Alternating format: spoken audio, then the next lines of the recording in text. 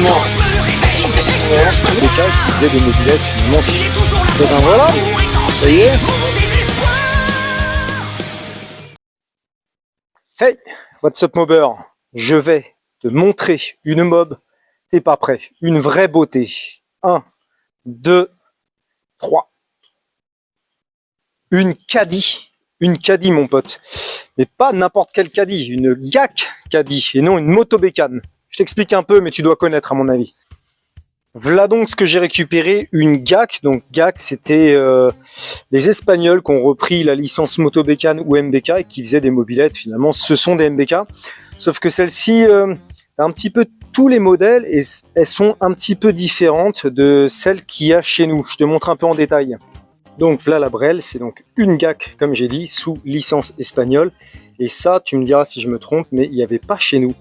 La marque GAC, en fait, ils faisaient des mobilettes un peu bâtardes avec ce qu'ils avaient. Enfin, ils ont un peu recréé leur type de mobilette. Si tu regardes bien, tu as un arrière de motobécane avec les supports moteurs. Mais le devant, le réservoir, c'est un truc de MBK 51. Donc, il y a un petit peu toutes les pièces mélangées. Je sais pas comment ils faisaient leur tambouille, mais bon, voilà, c'était leur mobilette là-bas. Pareil, elle s'appelle Caddy, ce qui n'a rien à voir avec les caddies de chez nous. Ils gardent quand même le nom mobilette, mais ça s'appelle une GAC. Si tu regardes, clac, c'est comme ça. Voilà, donc il y en a encore. Je sais qu'il y a des gens en France qui importent ces vieilles mobilettes espagnoles, parce que pareil, ils en ont vendu à l'appel. Et qui les revendent en France, ou du moins ça fait des donneuses d'organes ou des trucs comme ça. Voilà, une GAC, c'est la première fois que j'en voulais une depuis quelques temps et j'ai pu mettre la main dessus, donc c'est cool. Donc comme je te dis, voilà, t'as plein de types de GAC différentes, sous différentes formes, sous un peu différents noms, toujours MBK motobécane, mais avec différentes gueules. Celle-ci, je la trouve sympa, tu vois, c'est un bon mix entre la MBK 51 et la motobécane. T'as une belle selle biplace, et d'ailleurs elle est stylée, t'as le... C'est bon, ça marche encore. Le porte-bagages escamotable, rétractable, je sais pas comment ça s'appelle. Malheureusement, c'est un moteur AV7, j'aime pas trop, avec en plus un allumage à rupteur. En plus, il est grippé, on verra si je le garde ou pas. C'est un variateur, ah c'est un variateur, cool. Je verrai si je mets un AV10 ou autre chose. Il y a pas mal de boulot sur cette bécane. Donc le projet pour cette mob, bah écoute, c'est de la retaper. Je vais la retaper. Je vais la laisser comme ça parce que j'aime bien. Je trouve qu'elle a une bonne bouille et tout. J'ai envie de laisser un truc d'origine. La peinture, par contre, je vais me faire un truc perso. Je vais tester mon truc avec plein de paillettes. Je ne sais pas encore la couleur principale de la mobilette, mais il y aura plein de paillettes. J'ai envie que ce soit assez funky, mais on va lui laisser comme ça d'origine. Je vais juste... Moi, j'ai quelques pièces à retrouver, un phare rond, etc. Mais le guidon, je le laisse. La selle biplace, je le laisse. Je ne touche à pas grand chose en fait. Bien sûr, beaucoup de travail parce que plein de trucs sont grippés. La roue arrière, de toute façon, elle est foutue. J'ai mis 1 heure à la dégripper et en fait, elle est foutue. Mais voilà, le moteur, bon, il est bloqué. Est-ce que ça va encore marcher ou pas? Plein de trucs. Le but pour cette mobilette, je pense que je vais peut-être rouler un petit peu vite fait pour délirer ou la prêter aux copains et tout ça. Mais ensuite, bah, je la vendrai soit sous forme de tombola, soit via le Bon Coin. T'as vu sur la chaîne, voilà, je fais de plus en plus de ventes de mobilettes. C'est un truc, je ne m'en cache pas, hein, ça me permet de bricoler sans que Gwen, ma femme, m'engueule parce que je passe beaucoup de temps à bricoler, puisque à chaque vente de bécane, depuis les deux ou 3 dernières bécanes que j'ai vendues, cet argent, je l'investis pour nos vacances. Ça contribue grandement à partir en vacances, à payer des beaux voyages, des belles vacances à ma famille. Bref, ça me regarde, tu t'en fous peut-être, mais voilà, elle sera à vendre dans tous les cas. C'est parti, on la démonte complètement, la fout à poil, et puis on commencera la réflexion un petit peu plus tard. So let's sing a song. What can we sing?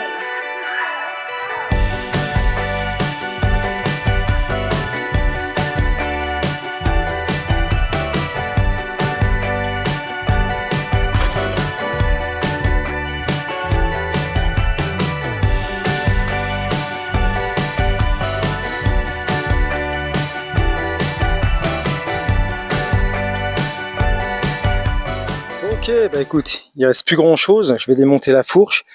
C'est souvent quelque chose que je vois revenir sur les Facebook, les forums et tout ça, comment démonter une fourche de MBK, notamment ce type de fourche, parce que c'est pas comme une fourche normale que tu fais descendre et que tu enlèves. Il y a un petit truc à savoir, je vais te le montrer. Premièrement, juste retirer l'écrou. Bon, là-dessus, c'est un vieil écrou bizarre, on va taper dessus pour le retirer. Saloperie, ça part pas, laisse tomber. On va le faire avec la pince.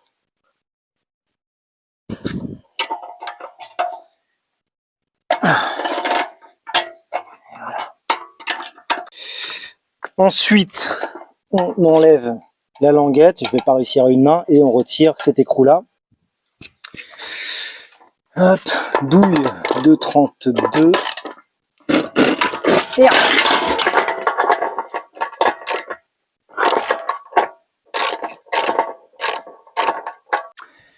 Et ensuite, le but du jeu, c'est de soulever ça, la partie inférieure du tête-fourche. Donc rien de ouf. Une cale de bois. Je sais pas si je le fais m'oublier de retourner ou à l'endroit. Non, c'est bon, ça le fait. Clac, comme ça. Et là, on peut décaler. Ça fait longtemps que j'ai pas fait ça. Tac, ouais, bah normalement c'est comme ça, ouais. Un petit bousiller. Et voilà. Fourche retirée. Donc, contrairement aux fourches classiques qui ont un tube de direction, tube de colonne de direction, là la colonne est directement dans le cadre et donc faut déclipser quoi la fourche. Et ben voilà, ça y est, tout est démonté. Et le moteur, oui bah écoute, il n'y a pas 36 solutions, c'est grippé, je vais laisser du WD-40 pendant je sais pas une semaine. On va voir si le niveau diminue un petit peu. Et puis on essaiera de le dégripper comme on peut quoi. Si, je sais pas, on verra. Dans l'ensemble c'est plutôt correct. Il y a des trucs que je vais pas remettre, genre les anciennes poignées comme ça, c'est une tannée, c'est nul. Hop, je préfère mettre un truc plus récent. Les pédales j'aime pas, donc je mettrai des cale-pieds. Faut voir l'état du réservoir. J'ai mis mon doigt dedans, ça va. Normalement il n'y a pas de fuite, il faudra que je mette de l'essence. Roue arrière morte, roue avant à tester. Elle est quand même bien touchée, donc je sais pas. Grosse, pas mal de choses à voir, à faire. Alors, je sais pas ce que ça donnera. Bref, tu l'as compris, encore pas mal de travail, beaucoup de travail pour refaire cette mob. Après, il va falloir que je nettoie tout, je ponce, je repeigne, je remets des trucs, il semble que j'achète beaucoup de pièces, peut-être un petit peu d'ajustage, que 2-3 bidouilles. Enfin, comme d'hab, c'est un truc qui va me prendre une trentaine d'heures ou un truc dans le genre pour qu'elle soit correcte. Cette mob, je l'ai payée 250 balles et j'imagine aisément qu'il y en aura au moins pour 400 balles pour la refaire. Donc au total, 650, peut-être un peu plus, peut-être un peu moins.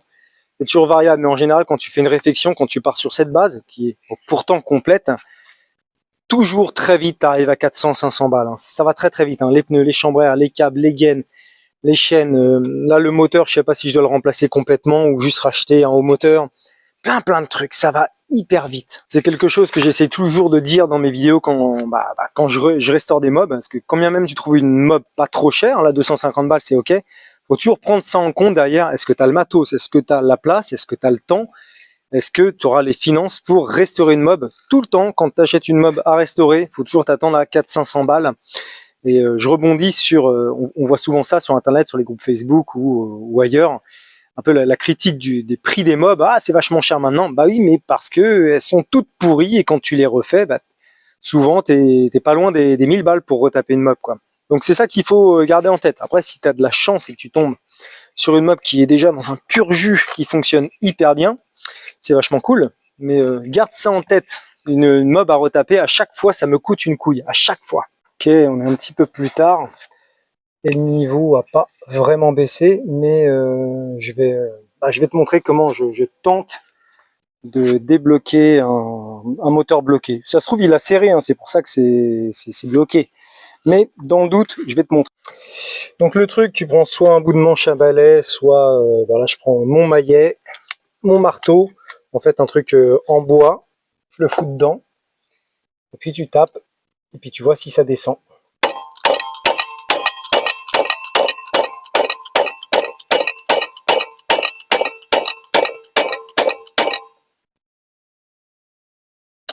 l'impression que ça descend.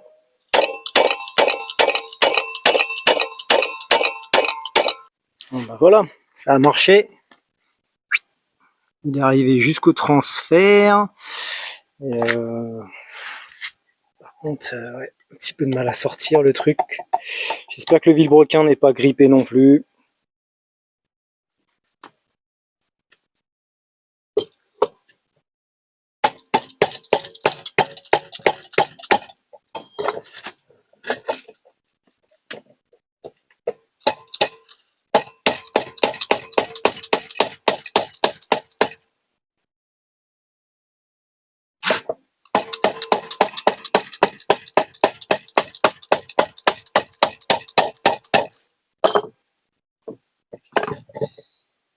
Oui, on va l'avoir.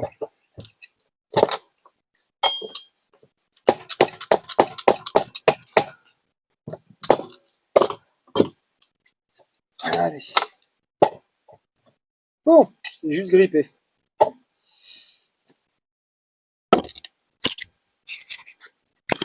Qu'est-ce qu'il dit maintenant le vilebrequin? Ah putain, le vilebrequin il est tout. À mon avis, il est tout gripouze. Vilebrequin en roulement. En haut, ça a l'air ok. Bon, c'est pareil, je vais le bourrer de WD-40. Je te le bourre de WD-40 et j'essaierai de faire tourner en force avec l'écrou le variateur.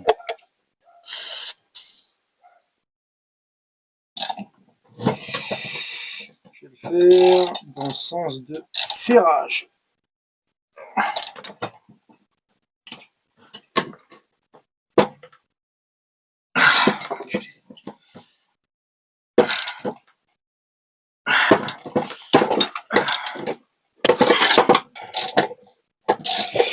Ouais, bon, les roulements, c'est sûr, ils sont morts. Le vilo, je sais pas. Je sais pas. Qu'est-ce qu'il dit?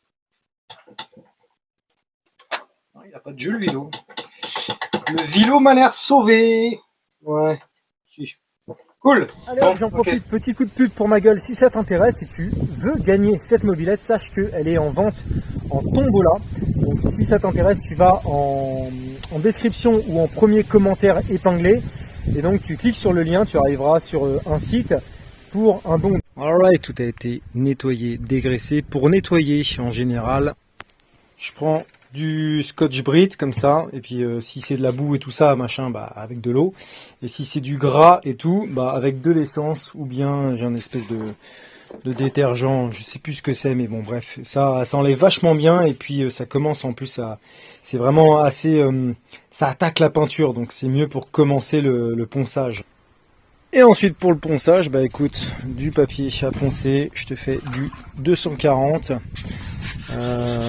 Puis voilà, c'est tout, hein. On ponce un petit peu partout, je vais pas jusqu'au métal, juste de manière à ce que la peinture accroche. C'est tout, je vais pas faire un cours là-dessus.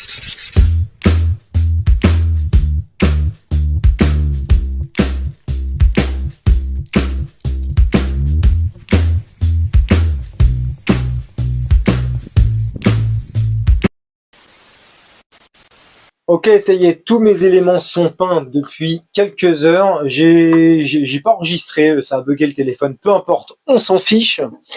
J'ai choisi du coup cette couleur, un espèce de bleu vert. Je trouve que ça ira bien pour ce que je veux lui faire. Je vais lui mettre du coup plein de paillettes, énormément de paillettes. Des petites paillettes comme ça que l'on va ajouter au vernis pour lui donner un style hyper funky, un style qu'il y avait comme dans les autotamponneuses. Je vais essayer de reproduire ça, les autotamponneuses quand on était gosse, quoi, tu sais, une peinture très pailletée. Pour faire une peinture pailletée, soit tu achètes une peinture déjà pailletée. Moi, comme je t'ai dit, je compte vraiment mettre beaucoup de paillettes pour que ça ressorte énormément. Pour la faire, c'est pas très compliqué. Tu as besoin d'un vernis, tu as besoin d'un durcisseur et tu as besoin d'un diluant, comme si tu faisais une peinture bicomposant, voilà, avec ton pistolet. Et à la fin, tu rajoutes énormément de paillettes. Donc, je vais les foutre dans le pot. Tu remues le tout. Et après, avec ton pétard, tu mets ton vernis mélangé aux paillettes. Donc, il faut souvent remuer le pétard pour que les paillettes soient mélangées au vernis. Sinon, elles ont tendance à tomber dans le fond. Et donc, à la fin, il te reste que du vernis. J'ai fait un petit essai sur la peinture, je te montre vite. Voilà, donc j'ai fait un essai, mieux vaut savoir avant de mettre le vernis, parce que des fois tu as des trucs qui sont incompatibles et ça risque la peinture risque d'avoir une sale réaction. Donc j'ai fait ma petite tambouille, je l'ai répandue au pinceau juste pour voir si la peinture réagissait bien. Et le but à la fin, ça va essayer d'avoir un truc à peu près comme ça. Alors suivant le soleil, et quand il y en a, bah, ça va ressortir, ça va briller de mille feux les paillettes. Bon là évidemment il n'y a plus de soleil, donc on s'en rendra pas trop compte. Tu verras tout à l'heure. Allez, je fais ma tambouille et puis et c'est parti, on y va.